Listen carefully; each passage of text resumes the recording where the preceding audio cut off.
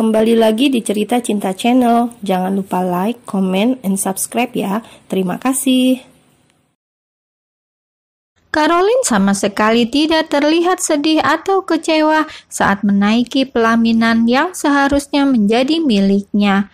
Andai saja tunangan dan sahabatnya itu tidak berkhianat, wanita itu bisa membuktikan bahwa dirinya tidak berduka meski menjadi korban yang sesungguhnya.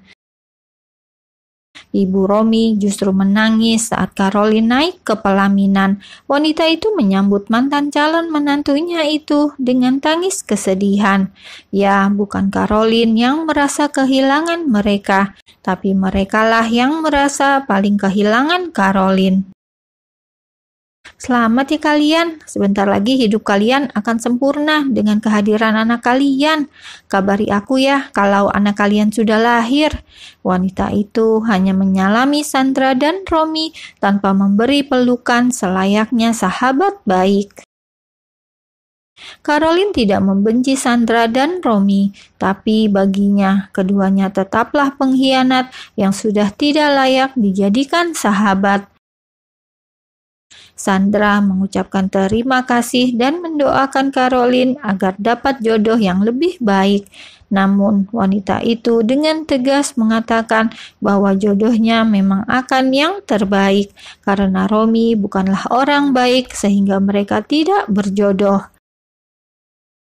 Akhirnya Caroline pulang lebih awal dari pesta itu, sama halnya dengan Arnold dan Mazaya yang memutuskan untuk pergi beberapa saat setelah Caroline pulang. Saat ini pasangan suami istri itu sedang dalam perjalanan menuju rumah. Tiba-tiba Mazaya merasakan sakit perut yang tak tertahan. Dia bisa menebak jika tamu bulanannya akan segera datang dan meminta Arnold untuk berhenti di sebuah minimarket.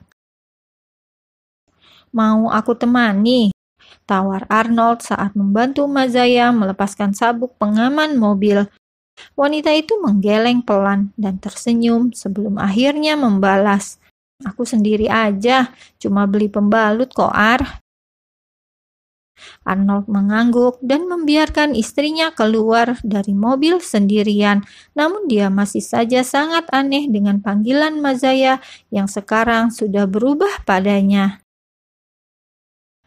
"Entah kenapa aku lebih suka dia panggil aku bandit daripada nama asliku. Mazaya sekarang juga terlihat lebih lembut. Apa jangan-jangan yang aku lihat waktu itu memang bukan halusinasi? Kenapa aku merasa seperti bersama Mazaya dengan dua kepribadian yang berbeda?" Sementara itu, Mazaya sekarang sudah berada di minimarket. Dia mengambil satu kotak pembalut dan segera membayar. Saat mengantre di kasir, rupanya seseorang mengenali dirinya. "Mazaya," panggil seseorang yang berdiri tepat di belakangnya. Mazaya jelas mengenali suara itu. Dia teringat ucapan Raffaello yang mengatakan bahwa laki-laki yang dicintainya masih hidup sampai sekarang. Dengan perasaan was-was dan takut kecewa, Mazaya menoleh ke belakang dan menatap laki-laki yang tadi memanggilnya. Tubuhnya bergetar dan jantungnya berdegup kencang. "Daryl?" Lutut Mazaya terasa lemas. Hatinya ingin memeluk laki-laki itu, tapi pikirannya menampar dirinya yang sudah memiliki suami. Hingga akhirnya yang terucap dari bibirnya hanya kata yang terdengar biasa. "Kemana aja?" "Aku baru-baru ini tinggal di daerah sini. Kamu apa kabar? Aku dengar kamu sudah menikah ya?" tanya pemuda yang merupakan mantan kekasih Mazaya itu. Mazaya lagi-lagi tertampar kenyataan. Dia dan Daryl bukan lagi sepasang kekasih dan dia sudah menikah dengan Arnold. "Iya, aku sudah menikah. Aku pikir kamu gak selamat waktu kecelakaan beberapa tahun lalu," jawab Mazaya.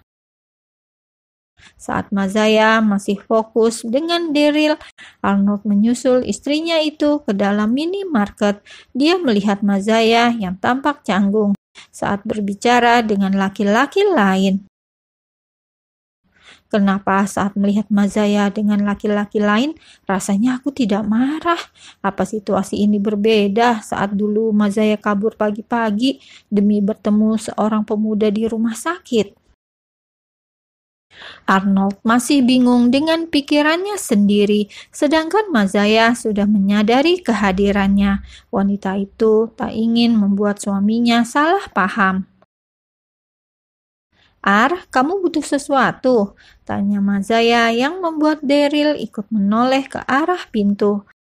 Arnold menghampiri sang istri. Di depannya tampak perempuan yang sedang mengantri, sehingga wajar kalau Mazaya cukup lama di dalam minimarket. Aku mau beli soft drink. Kamu masih belum bayar kan? Nanti sekalian aku yang bayar, jawab pria itu sebelum akhirnya berjalan ke samping menuju deretan lemari pendingin yang berjajar rapi. Mazaya mengangguk meski jantungnya berdebar keras. Suami dan mantan kekasihnya yang selama ini dia cari ada dalam satu tempat yang sama, tapi dia dalam kebimbangan tanpa kepastian yang jelas kemana hatinya akan bertaut. Setelah urusan minimarket selesai, Mazaya dan Arnold kembali ke mobil tanpa membahas apapun lagi. Mereka segera pulang ke rumah karena malam sudah semakin larut. 3 hari usai menghadiri pernikahan sang mantan, Caroline dan mamanya sudah tiba di Amerika. Mama Caroline sudah menjual beberapa aset mereka dan memutuskan untuk menetap di Amerika. Mah, apa aku punya teman yang namanya Bandit? Tanya Caroline saat menikmati jalan-jalan sore bersama sang ibu. Hah? Siapa itu? Kenapa namanya aneh sekali? Mama Caroline balik bertanya. Caroline geleng-geleng kepala sembari menatap lurus jalanan sepi di depannya. Wanita itu teringat mimpi-mimpi aneh yang sering datang menghampirinya. Akhir-akhir ini aku sering mimpi kayak aku punya suami, terus aku panggil dia Bandit. Aku belajar masak, belajar jadi istri. Pokoknya di mimpi itu rasanya seru banget, Mah. Cuma aku gak inget aja gimana wajah suamiku, jeletuk Caroline. Wanita itu memang tidak mengingat apa yang terjadi saat kecelakaan menimpa mereka, tapi dia masih bisa mengingat beberapa memori meski itu masuk ke dalam alam bawah sadarnya. Mungkin waktu kamu koma, arwah kamu jalan-jalan dan jadi istri orang, gurau Mama Caroline yang justru tidak tahu apa-apa mengenai kondisi putrinya itu. Mungkin saja, Mama harus carikan aku suami yang lebih baik dari Romi, tapi jangan suami orang, balas Caroline yang diiringi dengan gelak tawa.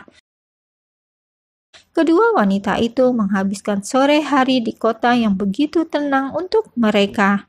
Tidak ada ocehan tetangga yang akan menggunjing Caroline karena gagal menikah. Sepertinya Amerika memang tempat yang layak untuk hidup mereka setelah ini. Sementara itu, Mazaya dan Arnold mulai merasakan hubungan mereka yang semakin hambar. Mazaya bertahan karena mengingat janjinya saat menerima pinangan kakek Arnold untuk terus bersama suaminya dalam keadaan apapun. Namun hati kecilnya semakin hari semakin berontak, apalagi dia sudah menemukan keberadaan laki-laki yang sangat dicintainya. Arnold termenung saat pagi hari tiba. Semalam, sang kakek sudah mengultimatum lagi agar dia dan Mazaya segera memberikan cucu. Akan tetapi, kian hari perasaan pada wanita itu juga semakin pudar. Mazaya bukan lagi gadis pemberontak yang berani menyuarakan pendapatnya. Bahkan kartu kredit yang dulu Mazaya ambil paksa sekarang sudah kembali padanya, karena wanita itu bilang tak membutuhkannya. Mazaya, apa kamu sudah selesai datang bulan? Tanya Arnold saat melihat Mazaya yang keluar dari kamar ganti dan tampak segar karena habis mandi. Ditanya seperti itu oleh sang suami, tentu saja Mazaya merasa gugup. Dia sangat tahu apa tujuan Arnold menanyakan hal itu padanya. Belum, ada apa, Ar? Kakek ingin kita memberikannya cucu. Aku rasa kamu juga sudah siap. Arnold memasang ekspresi datar. Dia tidak tahu apa yang terjadi dengan pikiran dan hatinya. Tapi apapun itu, dia sudah terlanjur janji untuk memperbaiki pernikahannya dengan Mazaya. Aku belum selesai datang bulan. Arnold bangkit dari kasur dan bersiap untuk mandi. Bilang kalau kamu udah selesai.